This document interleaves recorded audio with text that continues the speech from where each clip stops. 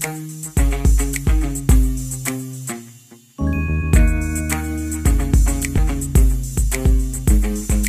kita di bawah juga sudah mulai berhitung. Katakanlah honor KPPS, honor pengawas TPS,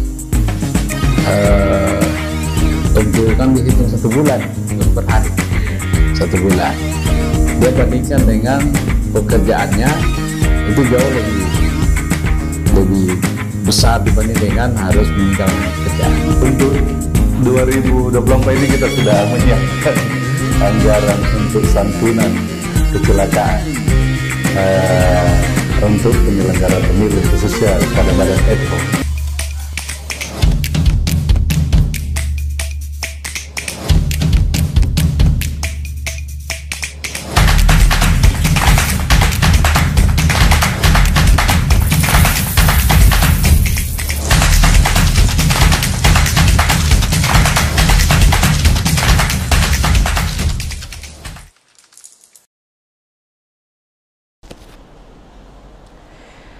Assalamualaikum warahmatullahi wabarakatuh. Apa kabar pemirsa Buka Mata News? Kali ini Kopi Tumpah kembali menghadiri Anda di program seperti biasa ya. Dan kali ini senang rasanya saya Febrian bisa kembali menemani Anda di Kopi Tumpah. Dan tema kali ini sangat menarik loh pemirsa Buka Mata News. Karena memang beberapa hari yang lalu ini kita baru saja melewati yang namanya Hari Kasih Sayang, Hari Valentine. Dan berhubung karena memang tema kita hari ini adalah pemilu 2024, akankah bertabur bunga cinta atau bunga pusara? Ini kayaknya ini menarik banget ya ini pemirsa terkait dengan tema kita. Dan hari ini juga sudah hadir bersama kita narasumber yang tak kalah menariknya juga dengan tema kita ya. Yang pertama ada Bapak Faisal Amir, Ketua KPU Sulawesi Selatan. Apa kabar Pak Faisal? Assalamualaikum warahmatullahi wabarakatuh. Baik ya. Waalaikumsalam. Selanjutnya kita juga sudah ada Bapak Haji Laude Arumahi, Ketua Badan Pengawas Pemilu Sulsel. Pak Laude apa kabar? Alhamdulillah. Alhamdulillah sehat. Walaupun COVID lagi naik-naik, tapi ini Pak Laude masih tenang-tenang aja gitu ya. Salah satu syarat untuk tidak terkena COVID itu harus rileks. Relax, iya. Ini salah satu tips juga. Nggak boleh panik. Tetap waspada tapi jangan panik gitu ya Pak ya. Wah luar biasa. Baik. Saat ini kita juga sudah bersama dengan Bung Nur Sandi Syam, Manajer Strategi dan Operasional JSI. Bung Sandi apa kabar? Baik. Sehat ya? Sehat. Masih fresh aja saya lihat ini. Walaupun hujan, cuaca nggak stabil, tapi semangat hari ini luar biasa ya. Baik. Mungkin pertama saya ke Pak Faisal dulu deh. Selaku Ketua KPU Sulawesi Selatan. Ini kalau kita berbicara pemilu 2024 kan ini masih jauh ya. 2024 ini sekarang masih 2022. Tapi udah hangat-hangatnya nih kita bahas. Kalau kita berkaca pada pemilu sebelumnya, banyak sekali koreksi mungkin, banyak kekurangan-kekurangan. Kalau dari Pak Faisal sendiri mereview kembali pemilu kemarin, periode kemarin seperti apa nih Pak Faisal?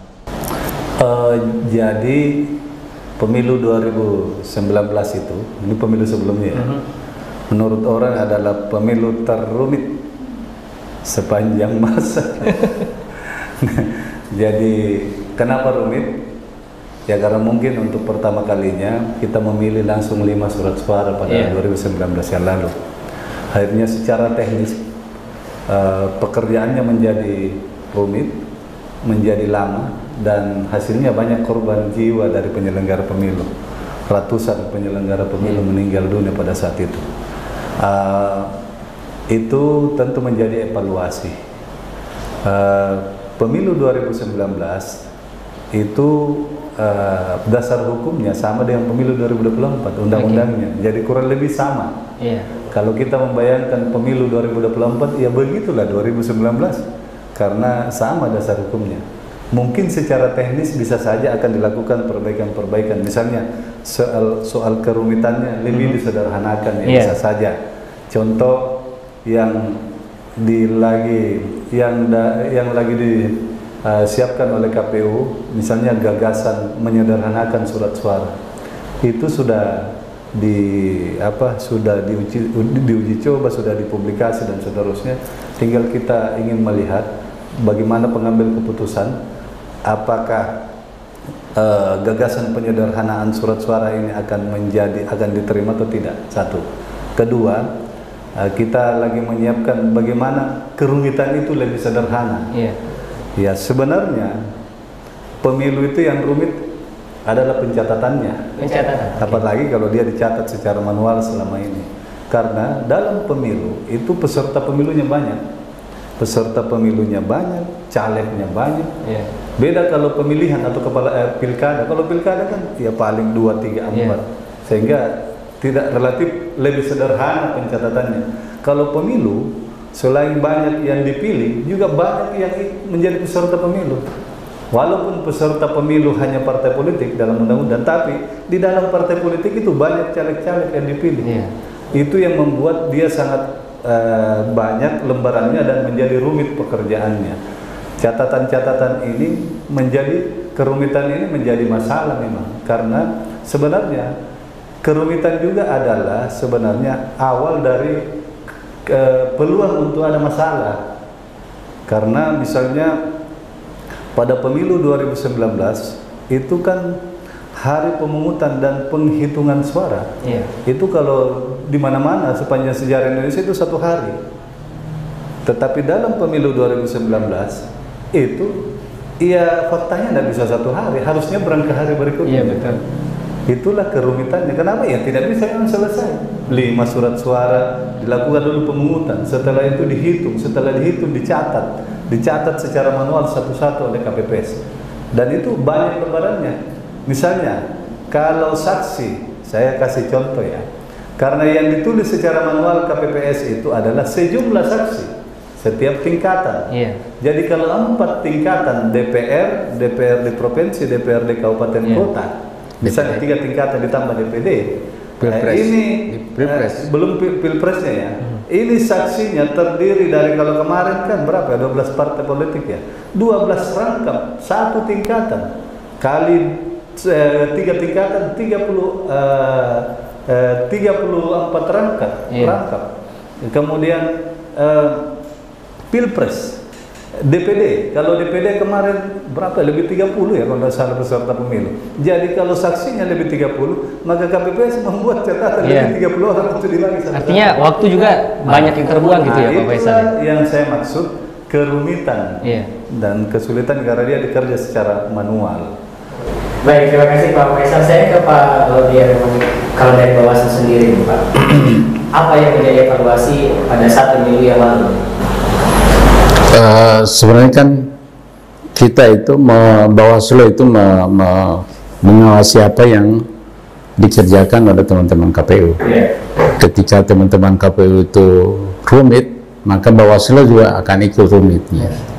Misalnya kalau ini tentu saja kerumitan dalam rekapitulasi atau perhitungan suara di TPS.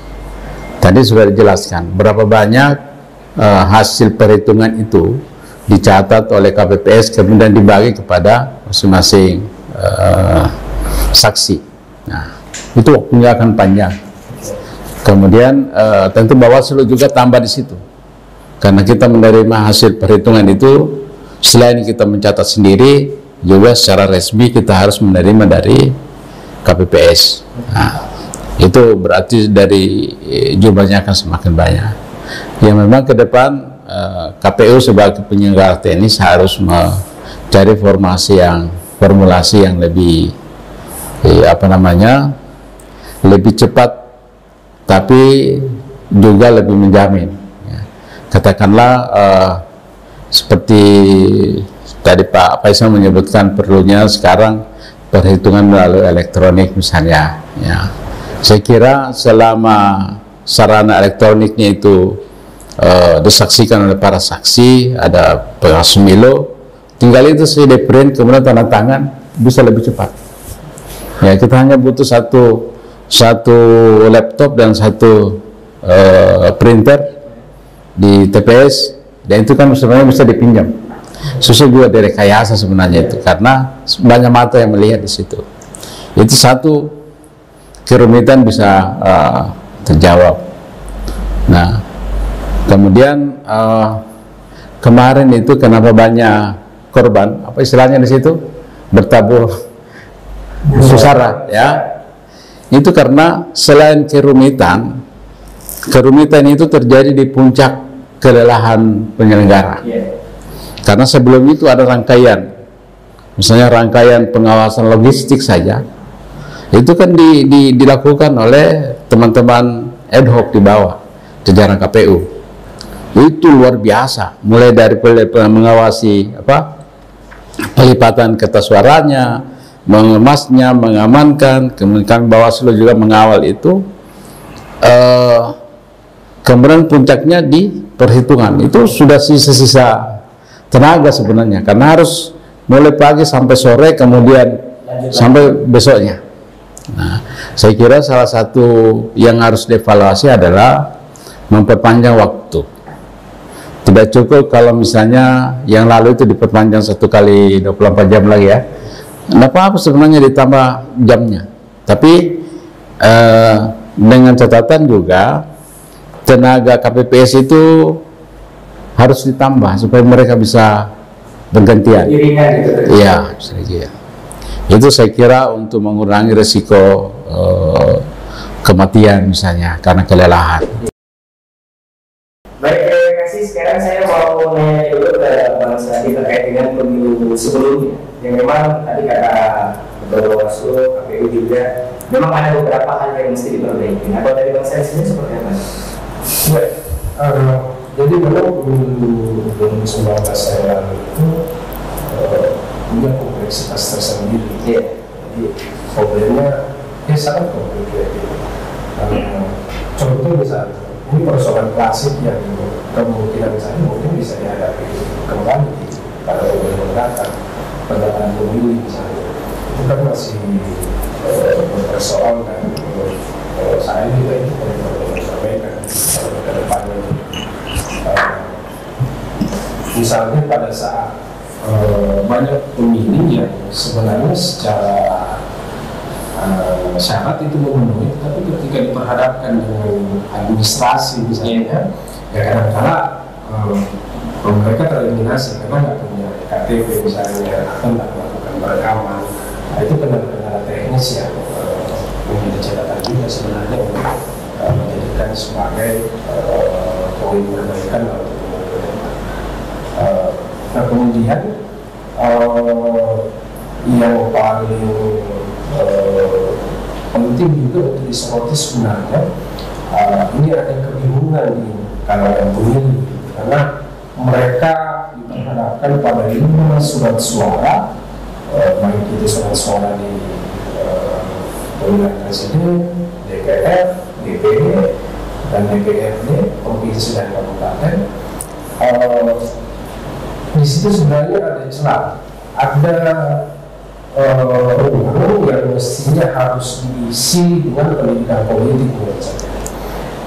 Karena tingkat literasi atau informasi yang mendalam bagi pemilih untuk menentukan siapa wakil rakyatnya itu masih sangat rendah, masih sangat rendah. Itu bisa kita lihat dari data yang dilansir oleh Perludem misalnya. Harus kita apresiasi pemilu 2019 itu vote on-nya atau tingkat partisipasi pemilihnya itu mencapai angka 81%. Itu angka yang sangat tinggi. Hanya saja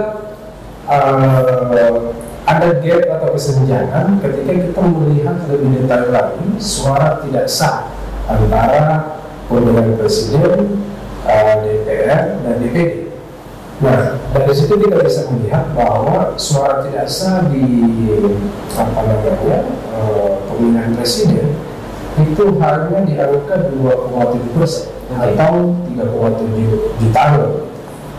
Sementara di DPR dan di DPD misalnya itu angkanya malah lebih besar, ada di angka 19% atau sekitar 29 jutaan suara tidak sah.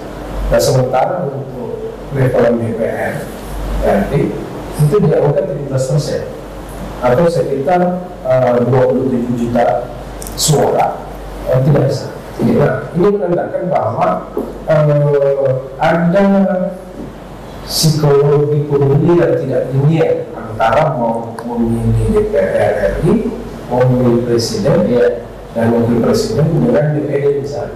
Akhir Januari kemarin sampai awal Februari itu kita sempat melakukan survei juga begitu. Itu memang ada kecenderungan yang kita potret bahwa kalau misalnya jadi ada pertanyaan yang kita uji, apakah Bapak Ibu lebih mendahulukan mana, caleg DPR RI kah, caleg DPD provinsi atau caleg kabupaten? Yeah. Nah kecenderungannya mereka mendahulukan caleg kabupaten kota. Yeah. Sementara faktanya kita juga menemukan bahwa 5 surat suara itu kadang-kadang nggak terisi semua. Jadi mungkin hanya caleg kabupaten surat suara di level DPD kabupaten, di Combos misalnya, terus DPR RI-nya sementara DPD-nya terabaikan. Jadi memang sangat kompleks persoalan yang dihadapi di 2019. Belum lagi penyelenggara hari ini kan ya kita bersyukur karena sudah ada kejelasan, sudah ada kepastian bahwa sudah disepakati di antara pemerintah, DPR dan penyelenggara bahwa 14 Februari itu adalah hari di mana pelaksanaan pemilu. Tetapi menurut saya penetapan di 14 Februari itu juga mempersingkat masa persiapan dari penyelenggara. Karena kalau kita melihat opsi yang ditawarkan kemarin kan ada 3 kalau tidak salah, itu di 14 Februari, 21 Februari dan 6 Maret. Bahkan ada yang minta Mei. Ternyata disepakati 14 Februari. Artinya kalau mulai dari sekarang penyelenggara melakukan persiapan, ya persiapannya dia 2 tahun lagi. Baik, mungkin saya langsung ke Pak Faisal. Kalau kita lihat atau berkaca pada pemilu yang lalu, ada sekitar 894 petugas itu meninggal dunia, 5.175 yang sakit. Nah, untuk di Sulsel nanti untuk mengantisipasi kejadian-kejadian yang tidak terulang kembali, Faisal gimana? Ya, sebenarnya kita berharap ini diantisipasi secara nasional, regulasinya dibuat sedemikian rupa. Misalnya yang kita rekrut itu yang lebih muda, yang lebih kuat, dibatasi umur memang. Kemudian secara teknis juga sebenarnya bisa, misalnya membuat menyederhanakan lah. Kalau kita membuat ada konsep sirekap yang sudah disiapkan KPU, kalau itu dilakukan dan itu sukses, itu sudah dimulai dari Pilkada 2020 yang lalu. Kalau itu betul-betul bisa dilakukan, sederhana nih penghitungan. Nggak ada lagi pencatatan begini, tinggal foto kemudian langsung dikirim ke sirekap. Jadi saksi juga punya, cuma memang rumitnya karena ini pakai IT, sehingga saksi KPPS itu memakai harus pakai handphone, kemudian Android, kemudian ada aplikasi yang diinstal masuk, yang bisa kemudian termasuk saksi juga.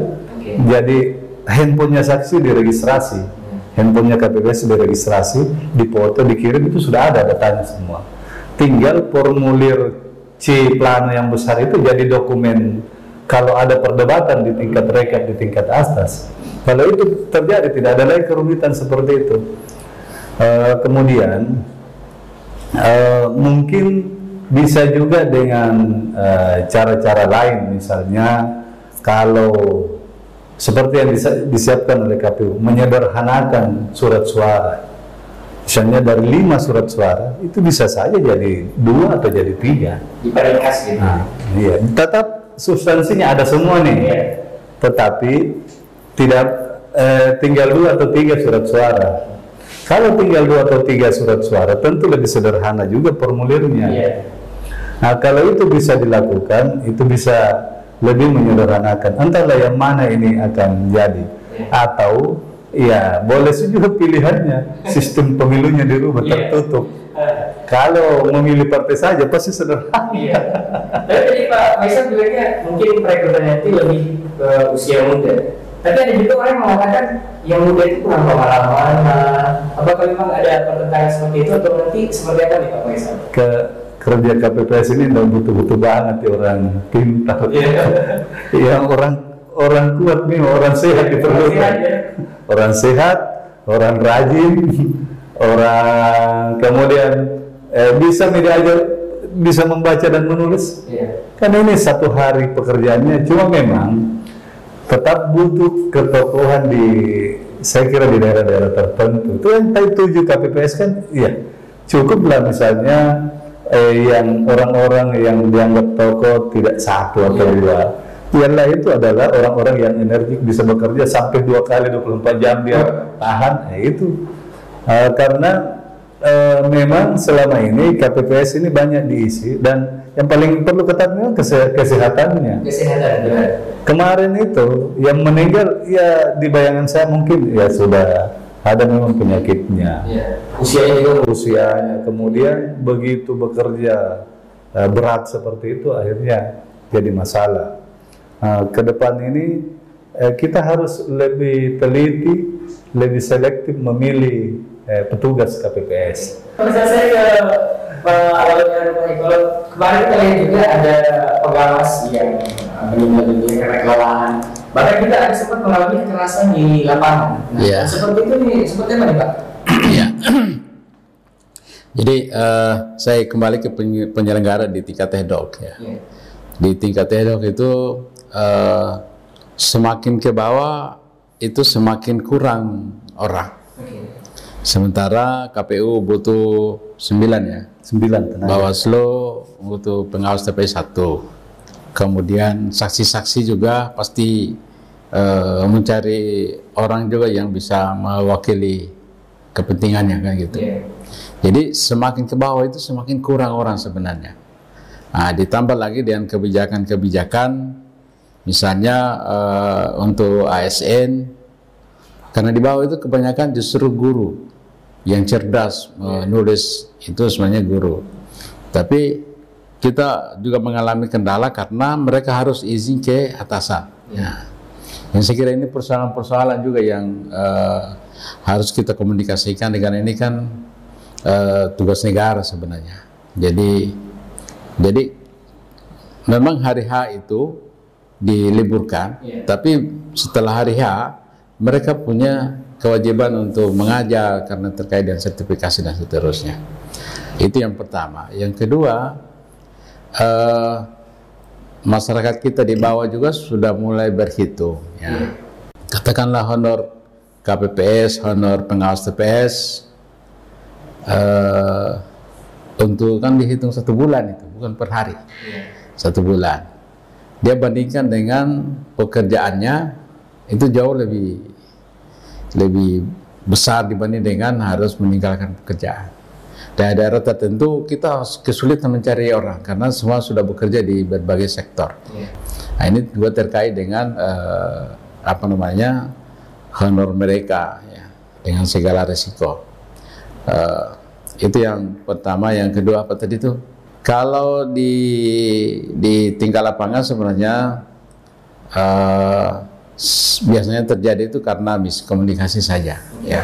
Nah, oleh karena itu kami di jajaran Bawaslu, karena kita mencoba mengedepankan langkah-langkah pencegahan sehingga mereka sejak awal itu sudah mengenal betul situasi lapangannya, siapa-siapa tokoh-tokoh di situ yang harus diajak koordinasi dan seterusnya.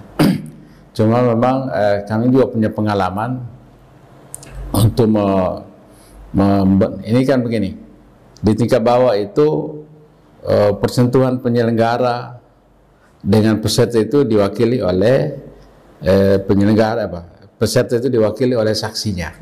Nah, tidak semua peserta pemilu ya itu punya saksi ya, karena mereka kan butuh, karena di situ ada juga konsekuensi pembiayaan.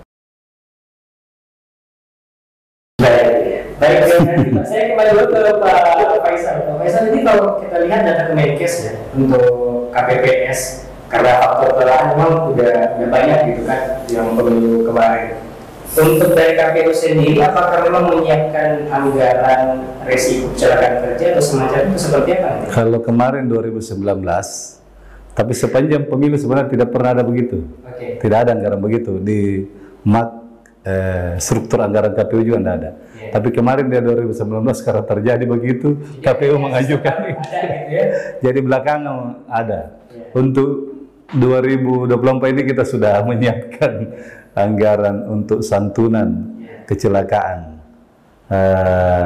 untuk penyelenggara pemilu, khususnya pada badan ad hoc. Itu memang tidak pernah kita pikir ya, karena sepanjang sejarah pemilu, saya ini sudah 20 tahun menjadi komisioner KPU, ini baru pertama kalinya situasi ini terjadi, sehingga kita harus menyiapkan dana santunan. Alhamdulillah cepat direspon oleh KPU RI kemarin. Dan